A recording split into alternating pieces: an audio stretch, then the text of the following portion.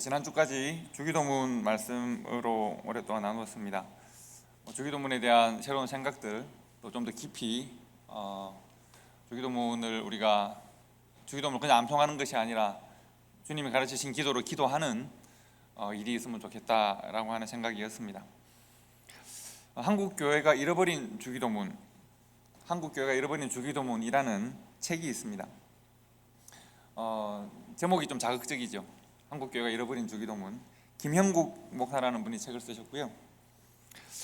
이분은 그런 이야기를 했습니다. 이렇게 기도라고 하는 행위는 보편적으로 모든 종교에 다 있다, 이렇게 말을 합니다. 여러분, 왜 우리가 물 떠놓고 정한수 떠놓고 새벽에 기도하는 일 우리가 전통적으로 많이 보셨죠? 한국의 절에 가보시면, 절 맨 끝에 올라가 보시면 산신각이라고 제일 소위 말하는 헌금이 제일 많이 들어오는 곳이 있습니다. 대원정보다 더 많이 들어오는 곳이 있습니다. 거기는 아기도 낳아야 하고, 대학도 합격해야 하고, 취업도 잘 돼야 하고, 모든 소원을 다 들어주는 산에 있는 신을 향한 비는 곳입니다. 부처님보다 더 힘이 강하다고 생각되는 모양이죠. 거기에 예물이 아주 헌금이 많이 들어가는 곳이 있습니다. 기도는 모든 종교가 보편적으로 다 한다는 것이죠. 그런데 우리가 믿는 이 신앙, 우리가 믿는 기독교는 다른 기도와 달라야 한다라고 하는 것입니다. 우리의 기도는 다른 모든 종교의 기도와는 달라야 합니다. 왜냐하면 먼저 기도의 대상이 다릅니다. 다른 종교는 사람의 생각과 목적이 만들어낸 신입니다. 사람의 관념이 만들어내고 사람의 소원이 만들어낸 신이기 때문에 결국은 알고 보면 자기 자신에게 기도하는 것과 같습니다. 산에 정말 신이 있다고 생각해서, 산신령이 정말 있다고 생각해서 거기에 대고 헌금을 내고 기도를 할까요? 정말 산신령이 그림 그려져 있는 대로 수염이 이만큼 긴 신령이 정말 나와서 나를 도와줄까요? 결국은 자기 소원에 대하여 헌신하고 기도하는 것이죠. 하지만 우리는 누구에 대하여 기도합니까? 우리가 하나님께 기도합니다. 우리를 지으시고 구원하시는 하나님께 우리가 기도합니다. 기도의 대상이 다릅니다. 둘째는 기도의 내용도 달라야 합니다. 기도의 대상이 다르니까, 즉 보편적인 종교에서는 자기 자신의 삶의 문제와 마음의 소원으로 기도합니다. 그런데 주님이 가르치신 기도를 보십시오. 주님이 가르치신 기도는 내 마음의 소원이 무엇이냐, 문제가 무엇이냐에 출발하는 것이 아니라 하나님의 뜻에 초점이 있습니다. 예수님께서 우리에게 가르치시는 기도는 하나님의 뜻이 이 땅에서 내 삶에 이루어지기를 기도합니다. 즉 하나님의 생각이 내 생각이 되기를 기도하는 것이 우리의 기도의 핵심, 예수님이 가르치시는 기도의 핵심입니다. 그렇기 때문에 세 번째 차이가 뭔가 하면, 다른 모든 종교는 기도자의 간절함이 정말 중요합니다. 내가 얼마나 간절하게 기도하는가 중요합니다.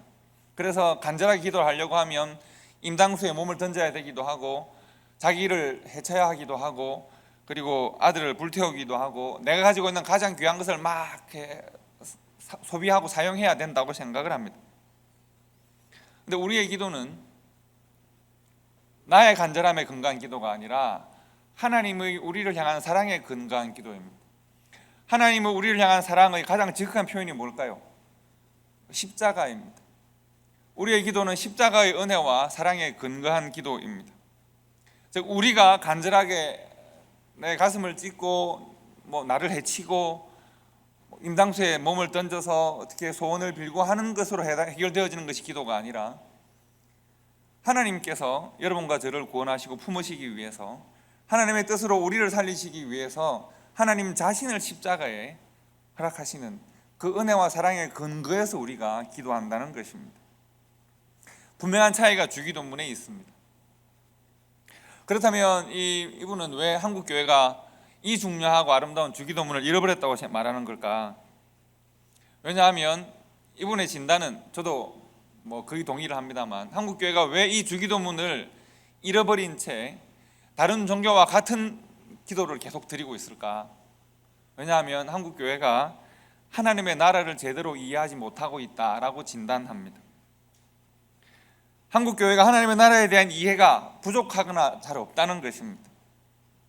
우리는 오랫동안 예수 천당 불신 지옥의 개념으로 하나님의 나라를 이해해 왔습니다. 천당과 지옥의 개념으로 이해해 왔습니다.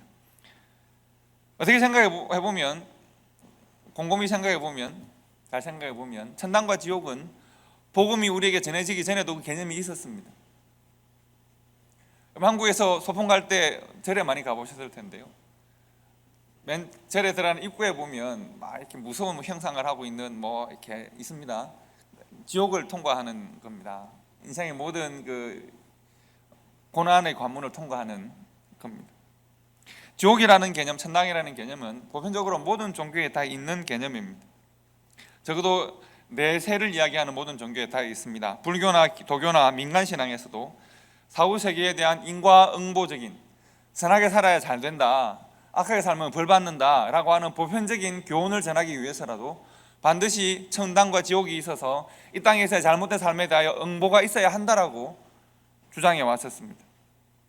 그렇다면 주기도문에서 말하는 이 하나님의 나라가 천당과 같은 개념일까? 아주 짧고 굵게 대답하면 아닙니다.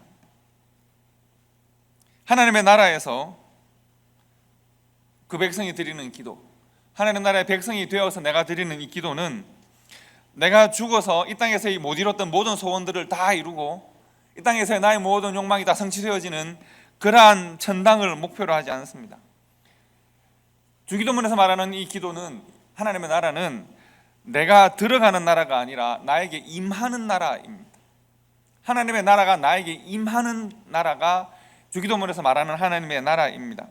나의 자격이나 나의 능력이나 내가 아브라함의 자손이 되었다고 해서 내가 획득하는 하나님의 나라가 아니라 하나님의 나라가 나에게 임하고 하나님의 뜻이 나에게 이루어지고 하나님의 말씀이 내 삶을 통하여 육신이 되고 삶이 되어지는 그러한 하나님의 나라를 말하는 겁니다. 주기도문을 어떻게 시작합니까? 하늘에 계신 우리 아버지, 우리의 삶의 현장에서 하나님의 이름이 거룩히 여김을 받기를 원합니다. 나라가 임하시기를 원합니다. 뜻이 하늘에서 이루어진 것처럼 내 삶에서도 땅에서도 이루어지기를 바랍니다.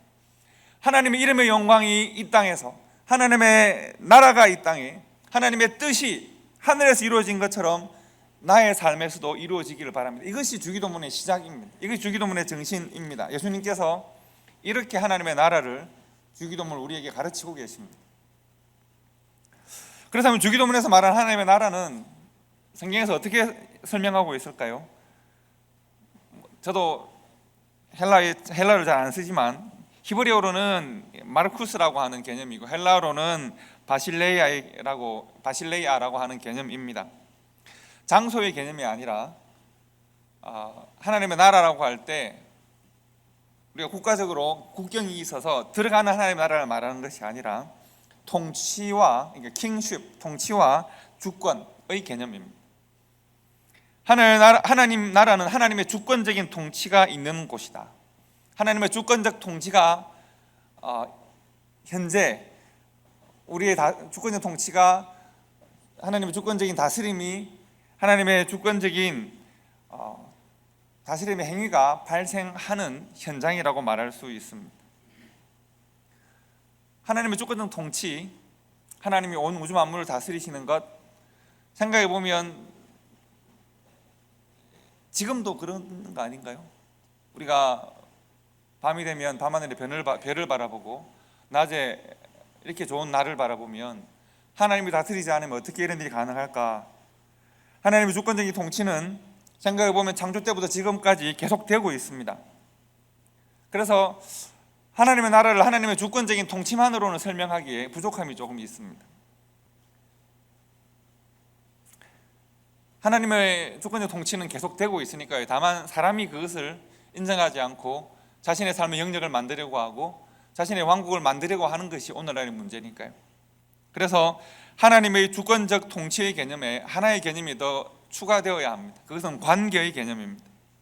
하나님의 나라는, 지금부터 중요한 개념이니까 잘 머릿속에, 마음속에 잘 담아두시면 좋겠습니다. 하나님의 나라는 왕 대신 하나님과 그 백성들의, 왕이 우리를 다스리시고 주권적으로 통치하시고 우리가 그 하나님과 맺는, 왕과 백성으로서의 맺는 관계, 그리고 우리가 그 하나님과 맺는 그 관계를 서로에 대하여 실천하는 관계에 있습니다.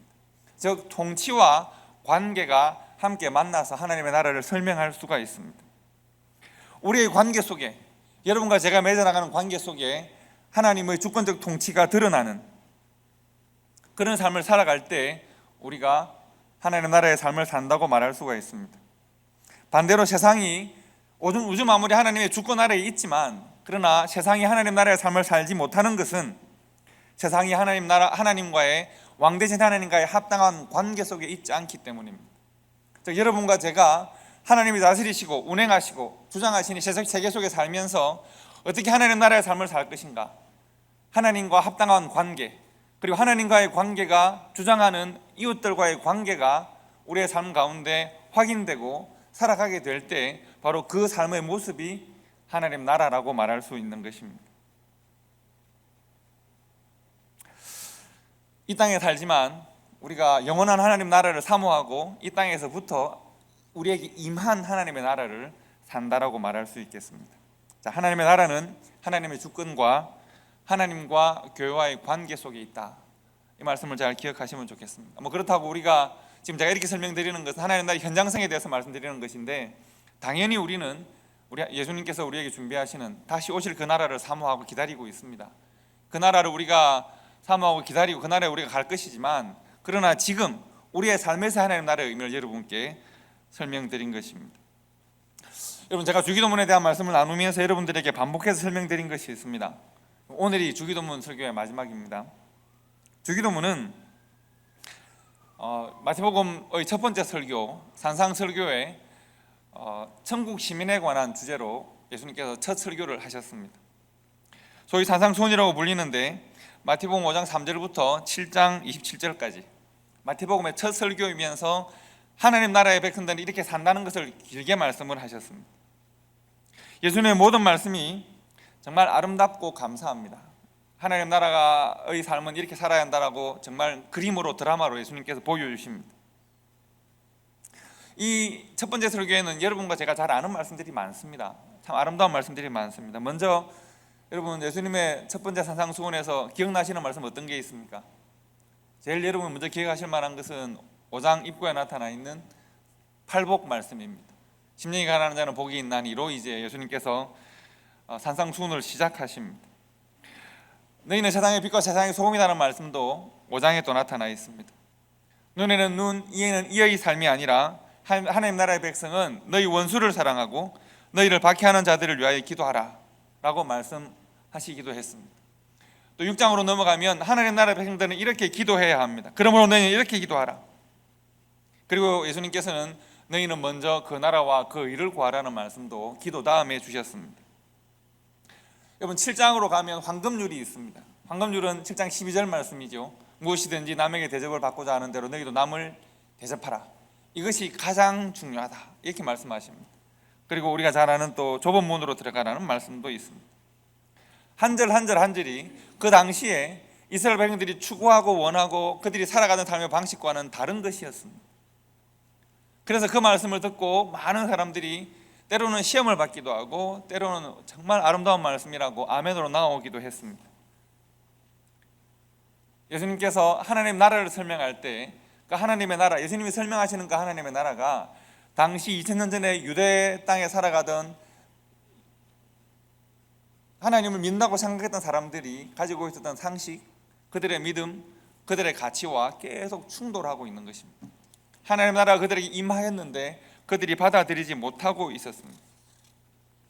하나님 나라 백성은 이렇게 살아야 하는데 그들이 그것을 받아들이지 못합니다. 특별히 예수님께서는 우리가 오늘 읽은 말씀을 중심으로 하나님 나라 백성은 이렇게 살아야 하는데 하나님 나라 백성은 또 이렇게 기도해야 된다고 말씀하셨습니다. 그럼 우리가 6장 5절부터 15절까지 예수님께서 기도라는 주제로 말씀하시는데, 하나님 나라 백성은 이렇게 살아야 하고 이런 가치, 팔복의 가치로 살아야 하고 이렇게 서로 용납하고 용서하고 살아야 하고, 그리고 하나님 나라 백성은 이렇게 기도해야 합니다. 6장 5절부터 15절까지를 한번 보십시오. 기도에 대해서는 세 가지를 말씀하신다고 보시면 됩니다. 첫 번째, 기도는 6장 5절을 보시면 이렇게 되어 있습니다. 우리 다 같이 한번 읽어보실까요? 시작. 또 너희는 기도할 때 외식하는 자와 같이 하지 말라.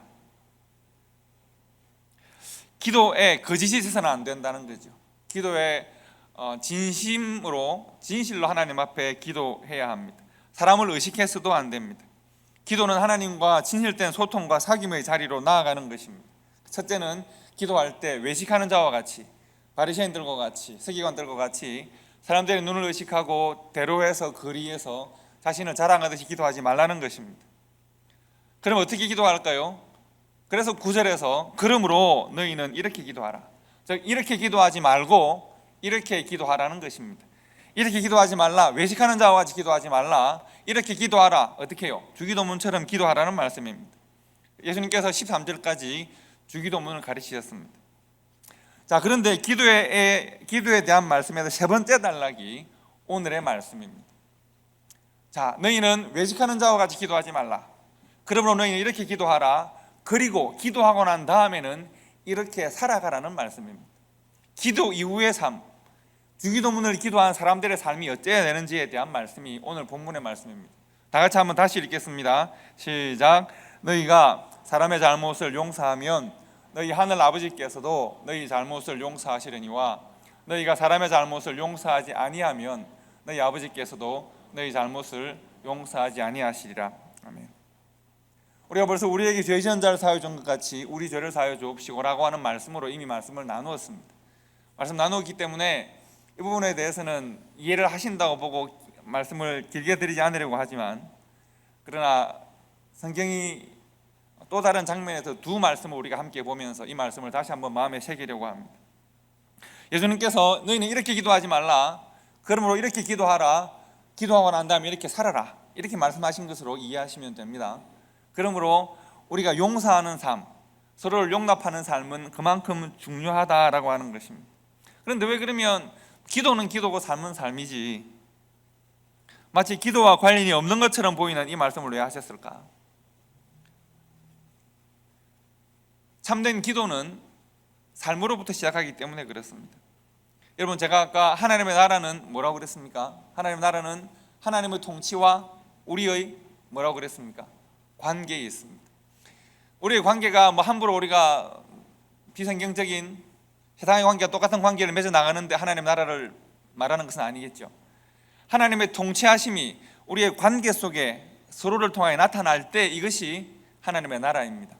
즉 여러분과 제가, 여러분과 여러분이, 우리가 이웃과 함께 하나님이 다스리시는 관계가 하나님이 다스리시는 하나님과의 관계가 이웃들에 대하여 나타날 때입니다. 우리가 서로의 관계에 대하여 하나님의 주권을 인정하고 서로의 관계를 통하여 하나님을 만날 수 있을 때, 그때가 하나님의 나라이자 주기도문이 실천되어진다는 것입니다. 우리가 왜 나바오에 대해 헌금을 할까요? 우리가 왜 선교를 할까요? 우리가 왜 구제를 하려고 할까요? 우리가 왜 선한 사람으로 살아야 할까요?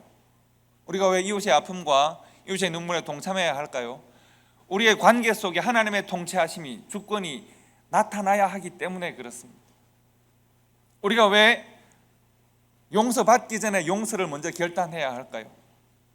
우리가 사랑받기 전에 먼저 사랑받았기 때문에 그렇습니다. 사랑하기 전에 먼저 사랑을 받았기 때문에 그렇습니다. 우리 하나님을 알기 전에 하나님께서 우리를 먼저 아셨기 때문에 그렇습니다. 이것이 하나님의 우리에 대한 통치와 주권이 서로에 대하여 나타나고 있는 증거라고 말할 수 있습니다. 이 말씀을 가장 잘 풀어 설명한 말씀이 바로 에베소서 5장 1절과 2절의 말씀입니다. 우리 다 같이 에베소서 5장 1절 2절 말씀을 다 같이 읽겠습니다. 그러므로 사랑을 받는 자녀같이 너희는 하나님을 본받는 자가 되고 그리스도께서 너희를 사랑하신 것 같이 너희도 사랑 가운데 행하라. 그는 우리를 위하여 자신을 버리사 향기로운 제물과 희생 제물로 하나님께 드리셨느니라. 아멘. 저는 이 말씀이 너무 좋습니다. 사랑을 받고 있는, 이미 받았고 지금도 받는 자녀 같이 하나님을 본받는 자가 되고 그리스도께서 사랑하신 것 같이, 우리를 사랑하신 것 같이 우리도 사랑 가운데서 행하라. 그런데 예수 그리스도의 우리를 향한 사랑의 크기는 어느 정도인가 하면 우리를 위하여 자신을 버리시고 향기로운 제물과 희생의 제물로 십자가 위에서 자신을 드리시기까지 우리를 사랑하셨기 때문에 우리가 해야 되는 사랑의 크기를 예수님께서 이미 우리들에게 정해 주신 겁니다. 우리는 정말 어디까지 사랑해야 할까? 예수님께서 먼저 그 사랑의 본과 한계를 보여주셨습니다. 자기를 드리기까지 예수 그리스도의 자기 희생으로 말미암아 우리의 사랑이 이루어졌으므로 사랑을 받는 자녀같이 사랑하는 자가 되고 섬김을 받은 자와 같이 섬길 수 있는 자가 되고 용서받은 자와 같이 용서할 수 있는 그런 성도와 교회가 되라. 에베소서에서 사도 바울은 에베소 교회를 향하여 이렇게 권면하고 있습니다. 사도 바울은 교회와 성도의 정체성이 무엇인지를 아주 정확하게 표현합니다. 교회와 성도는 하나님의 사랑받는 자녀들입니다. 그냥 자녀가 아니라, 그냥 사랑을 받은 것이 아니라 사랑을 받되 엄청나게 넘치게 감격스럽게 사랑을 하되 정말 자신의 목숨을 다 바쳐 사랑하신 그 사랑을 받은 자녀들입니다. 그는 우리를 위하여 자신을 버리사 향기로운 제물과 희생의 제물로 자신을 드리셨느니라. 우리는 하나님께서 자신의 아들을 십자가라는 제단 위에 제물로 드리심으로 말미암아 우리가 하나님의 자녀가 되어 하나님을 아버지라 부르게 되었습니다. 그 사랑, 그 은혜가 이미 우리들에게 넘치고 있습니다. 더 많은 사랑이 필요하십니까? 더 큰 사랑이 있을까요? 예수 그리스도의 사랑보다 더 큰 사랑이 있을까요? 우리가 받은 그 은혜보다 더 큰 은혜가 있을까? 이미 우리는 그 사랑과 그 은혜를 충분히 받았다는 말씀입니다. 이것이 다른 말로 그 받은 사랑과 은혜가 다른 말로 하나님의 통치이고 주권이고, 받은 사랑과 은혜가 다른 말로 우리 서로의 관계입니다. 우리는 이미 하나님의 인도하심 아래에 있고 그 풍성한 은혜와 사랑의 깊은 강물 속에 이미 들어와 있습니다. 그 강물이 우리 속에 심겼습니다. 이제 우리가 우리 안에 마르지 않는 강물로 들어오신 그 사랑과 은혜를 공급하는 자가 될 것인가의 문제가 하나님 나라의 백성의 삶을 살 것인가의 문제로 전환되어지는 것입니다. 사랑을 입은 자녀같이, 하나님의 사랑을 입는 자녀같이 십자가의 은혜로 변화된 성도처럼 내가 사랑을 받아야 사랑해 주는 사람이 아니라, 내가 은혜를 더 받아야 은혜를 공급하는 사람이 아니라, 내가 이미 사랑을 받았고 은혜를 입었기 때문에, 이미 차고 넘치기 때문에, 이미 내 안에 마르지 않은 샘으로 우리 주님께서 들어오셨기 때문에 이제 내가 하나님의 사랑받는 자녀로 하나님 나라의 백성으로 선택해야 되는 나의 삶은 은혜를 기다리고 사랑을 기다리는 삶이 아니라 우리 안에 있는 마르지 않는 샘으로 오신 주님의 은혜와 사랑을 세상 가운데 흘려보내는 사람으로 살아가기를 선택해야 한다는 것이 주기도문 이후의 성도와 교회의 삶이라는 것입니다. 그러므로 너희는 이렇게 기도하지 말라. 그러므로 이렇게 기도하라. 하나님 나라의 백성으로 살기를 결단하고 기도하라. 그러므로 사랑을 시작하는, 은혜로 섬기기를 시작하는 삶을 살아가라라고 하는 말씀입니다. 여러분, 이 말씀이 가장 좋은 예가, 이 말씀을 적용하거나 적용하지 못했던 가장 좋은 예가 바로 1만 달란트를 빚졌던 신하의 이야기입니다. 예수님께서 말씀하시는 그 신하의 상태가 바로 임금의 충분한 사랑과 은혜를 받은 이후에 그 신하의 삶입니다. 그는 이미 1만 달란트라고 하는 자신이 평생 갚아도 갚지 못하고 그야말로 후손 대대로 갚아도 못 갚는, 자신의 능력으로는 도달할 수 없는 빚을 임금으로부터 탕감을 받았습니다. 이제 그는 주기도문의 삶이 그의 남은 삶에 적용이 되어야 합니다. 에베소서 5장 1절 2절의 삶이 사랑을 받은 자녀같이, 사랑을 받은 신하같이, 은혜를 듬뿍 받은 임금으로부터 받은 신하와 같이 임금의 나라에서 그 은혜가 자기로부터 흘러나갈 수 있도록 임금이 나에게 했던 통치의 행위가 이웃들과의 관계 속에 나타날 수 있도록 삶을 실천해야 합니다. 사랑받는 자녀같이 사랑해야 하고 용서받은 성도처럼 용서해야 합니다. 왕으로부터 받은 통치의 그 은혜가 이웃들의 삶을 통해 나타날 수 있도록 해야 합니다. 그런데 그것이 그렇게 쉽지가 않은 모양입니다. 그런 일을 실천하기가 쉽지 않은 것 같습니다. 받기는 쉬워도 나누기는 어려운 모양입니다. 사랑과 은혜를 내가 입기는 쉬워도 사랑과 은혜를 다른 사람에게 끼치기는 참 어려운 모양입니다. 예수님께서 그는 실패했다고 말씀하고 있습니다. 1만 달란트의 빚을 탕감받았던 그 신하의 비유의 마지막은 비극적입니다. 그는 감옥에 있습니다. 이에 주인이 그를 불러다가 말하되, 악한 종아, 내가 빌기에 내가 너의 빚을 전부 탕감하여 주었거늘 내가 너를 불쌍히 여긴 것 같이 너도 너의 동료를 불쌍히 여김이 마땅하지 아니하냐. 내가 사랑과 은혜로 너를 통치하였던 것처럼 너도 너의 동료를 사랑과 은혜의 관계로 섬겨야 하는 것이 마땅치 않았더냐. 마태복음 6장에서 먼저 용서하는 삶을 주기도문의 삶으로 살아라 라고 하는 예수님의 권면의 말씀과 에베소 5장 1절과 2절 사랑받는 자녀와 같이 사랑하고 섬기는 삶을 살아야 한다는 권면의 말씀과 지금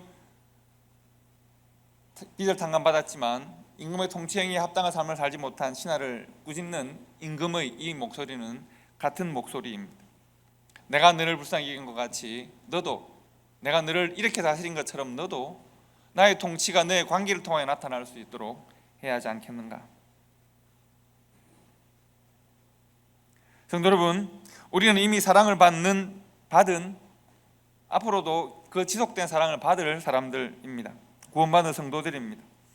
이미 여러분과 저는 그 사랑과 은혜를 충분히 받아서 오늘의 우리가 성도가 되고 교회가 되었습니다.